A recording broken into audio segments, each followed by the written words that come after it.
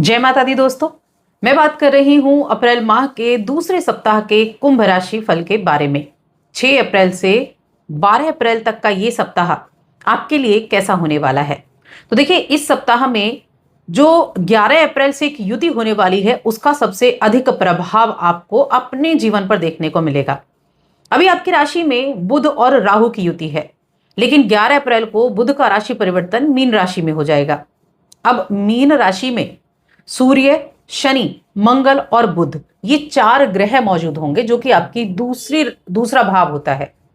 यहां इन 4 ग्रहों का होना और उनकी दृष्टियां ये सभी कुछ प्रभाव डालने वाली रहेगी। तो एक ग्रह का राशि परिवर्तन है इस सप्ताह में। बाकी आपके पंचम भाव में गुरु बृहस्पति विराजमान है और केतु आपके 7th हाउस में बैठे हुए हैं। तो इस तरह से यहां ग्रहों की स्थिति, और हाँ, शुक्रदेव मेष राशि में विराजमान है आपके तीसरे घर में। अब इनका जो प्रभाव है वो किस तरह से होगा, क्या चीजें आपके लिए फायदेमंद रहेंगी, किन चीजों के लिए आपको सावधानी रखनी होगी, चलिए इसके बारे में हम बात कर लेते हैं। देखिए, अगर इस सप्ताह की मैं कुछ अच्छी चीजों की बात करूं, क्योंकि हमेशा चीजें मिली जुली रहती हैं, ऐसा नहीं कि बहुत ही ज्यादा अच्छा सारे दिन आपके लिए बहुत अच्छे होने वाले हैं। कुछ दिन ऐसे भी हैं जहां आपको थोड़ी सावधानी रखनी है, क्योंकि ये चंद्रमा की स्थिति पर भी डिपेंड करता है। चंद्रमा सबसे फास्ट मूविंग प्लैनेट भी है और वृश्चिक राशि से गोचर करेंगे सप्ताह की शुरुआत से। वृश्चिक, धनु, मकर और सप्ताह के अंतिम दिन 12 अप्रैल को कुंभ राशि में प्रवेश करेंगे। तो इस तरह से चंद्रमा की स्थिति रहेगी। अब कैसा रहेगा, तो आगे बढ़ने से पहले बस एक छोटा सा निवेदन, चैनल पर पहली बार आए हैं तो सब्सक्राइब जरूर कर लें। देखिए, इस सप्ताह में एक चीज तो तय है कि इस सप्ताह में आपको अपनी किस्मत का साथ जरूर मिलने वाला है। क्यों मिलने वाला है? क्योंकि आपका जो द्वितीय भाव है ये धन भाव होता है, और ये जो धन भाव है यहां मंगल भी है, यहां 11 को बुध भी आ जाएंगे, यहां सूर्य भी हैं और यहां शनि भी हैं। हालांकि शनि और मंगल की नहीं बनती और शनि और सूर्य की भी नहीं बनती, लेकिन शनि और सूर्य मित्र भी हैं। तो ये स्थिति इस तरह से बनने वाली है कि आपको जिस दिशा में आप प्रयास कर रहे हैं, परिश्रम कर रहे हैं, उस दिशा में आपको अपने जो कार्य हैं वो बनते हुए दिखाई दे रहे हैं। उस क्षेत्र में आप अपना काम बनते हुआ देखेंगे। आपकी जो दूरदर्शिता है, आपके जो फैसले हैं, उनकी तारीफ होगी।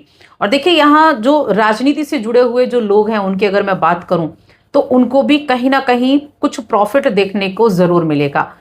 प्रॉफिट इन द सेंस कि आप या तो किसी चीज के लिए बड़ा प्रयास कर रहे थे, वो चीजें आपको प्राप्त हो सकती हैं, किसी का सपोर्ट आपको प्राप्त हो सकता है। तो राजनीति से जुड़े लोगों की अपनी पार्टी में भी पकड़ अच्छी हो सकती है और समाज में भी पकड़ अच्छी हो सकती है। और सबसे ज्यादा यही जरूरी है कि समाज में आपकी पकड़ ज्यादा मजबूत हो।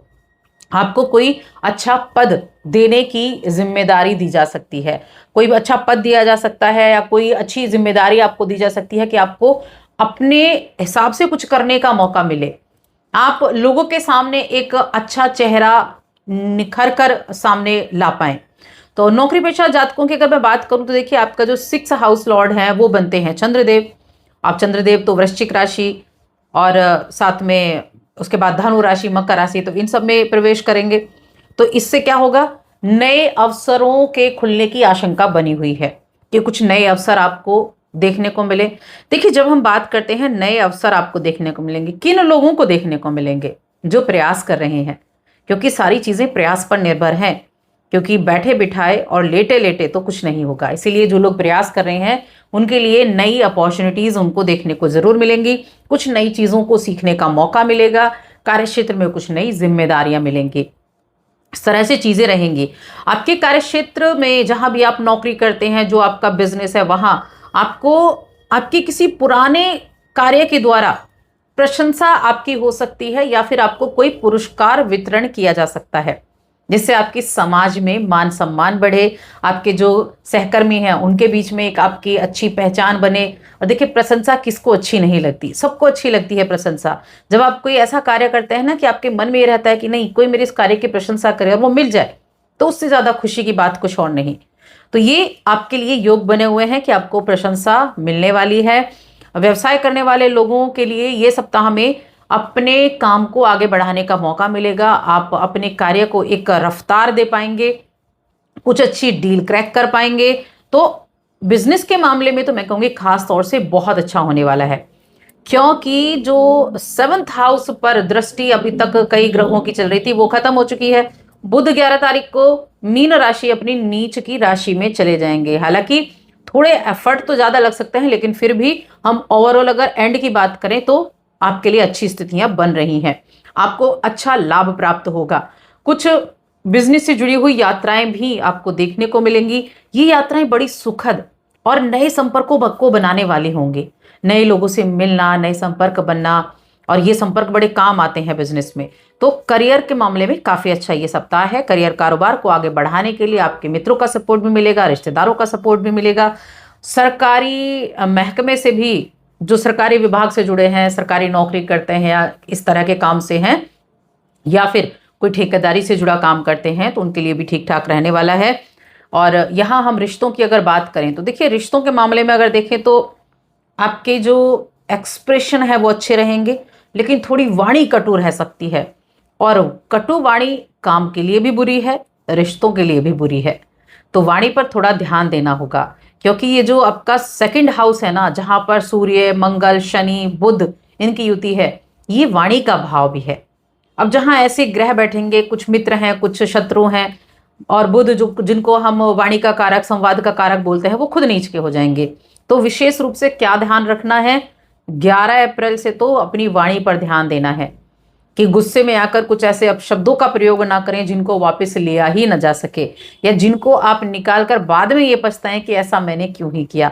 तो यहाँ थोड़ा सा संयम आपको बरतना होगा, अपने ऑफिस में भी और अपने जो आपका दाम्पत्य जीवन है वहां पर भी।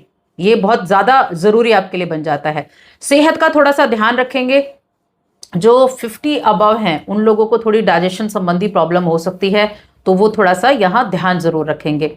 इसके अलावा अगर देखिए रिलेशंस की हम बात करें तो देखिए कोई बुरा दौर तो नहीं है, लेकिन अगर आप अपने पार्टनर को नज़रअंदाज कर रहे हैं, काफ़ी लंबे समय से नज़रअंदाज कर रहे हैं, तो मैं कहूँगी आपस में बातचीत करके साफ साफ अपनी जो बातें हैं उनको आप क्लियर करें, क्योंकि एक भावनात्मक जुड़ाव होना बहुत आवश्यक है।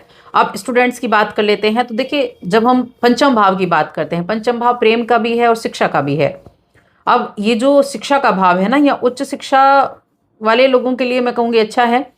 आप अपने हिसाब से अगर मेहनत कर रहे हैं तो आपके लिए बहुत अच्छा रहेगा। भाग्य भी आपका साथ देगा। जिस भी चीज़ पर आप कार्य कर रहे हैं, अगर आप रिसर्च वगैरह से जुड़े हैं, अगर आप ऐसी हायर एजुकेशन से जुड़े हैं, PhD वगैरह कर रहे हैं, तो वहाँ आपको बहुत अच्छे रिजल्ट देखने को मिलेंगे। किसी मेंटर का सपोर्ट बहुत अच्छे से आपको देखने को मिल सकता है। तो कुल मिलाकर इस सप्ताह में कुछ पुरानी समस्याओं से निजात भी मिलेगी और मुनाफा भी मिलेगा, तरक्की भी मिलती हुई दिखाई दे रही है। जो काफी लंबे समय से विस्तार करना चाह रहे थे बिजनेस का, उनकी ये इच्छा भी इस सप्ताह में पूरी हो सकती है। तो अच्छा ये सप्ताह रहने वाला है। अब उपाय क्या करना है, तो उपाय के लिए मैं कहूंगी, देखिए उपाय के लिए भगवान शिव की आराधना और शिवलिंग पर जल देना ये आपके लिए बहुत बेहतरीन रहेगा, क्योंकि जब चंद्रमा अच्छे रहेंगे ना तो मन अच्छा रहेगा, और जब मन अच्छा है तो कार्य में मन भी लगेगा। तो बस आज की इस वीडियो में इतना ही। जय माता दी।